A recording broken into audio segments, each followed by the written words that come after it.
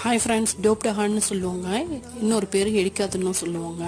ரொம்ப இன்ட்ரெஸ்டிங்காக இருக்குங்க. மைதா மாவில் தாங்க செய்கிறது. கோதுமை மாவில் கூட செய்யலாங்க. கொஞ்சமாக மைதா மாவை சலிச்சு வச்சுக்கிறோம். அதில் தேவையான அளவு உப்பு எல்லா பக்கமும் கலந்து கொடுத்துட்டு, 1 டேபிள் ஸ்பூனுக்கும் குறைவான எண்ணெயை நல்லா சூடாக காய்ச்சி எல்லா பக்கமும் ஸ்ப்ரெட் பண்ணி கொடுத்துட்டு, கொஞ்சம் கொஞ்சமாக தண்ணி தெளித்து ஒரு சப்பாத்தி பதத்துக்கு பிசைஞ்சு வச்சு கொஞ்சம் நேரம் ஊற வச்சு, சப்பாத்தி கட்டையில் சின்ன சின்ன உருண்டைகளாக உருட்டி ஸ்ப்ரெட் பண்ணி கொடுத்து நல்லா திரட்டி அதில் ஸ்கொயர் ஷேப்பில் கட் பண்ணி நடுவில் கீரல்கள் போட்டு 2 ஆப்போசிட் சைடையும் ஜாயின் பண்ணி ஒரு சாக்லேட் மாதிரி உருட்டி வச்சிடணுங்க.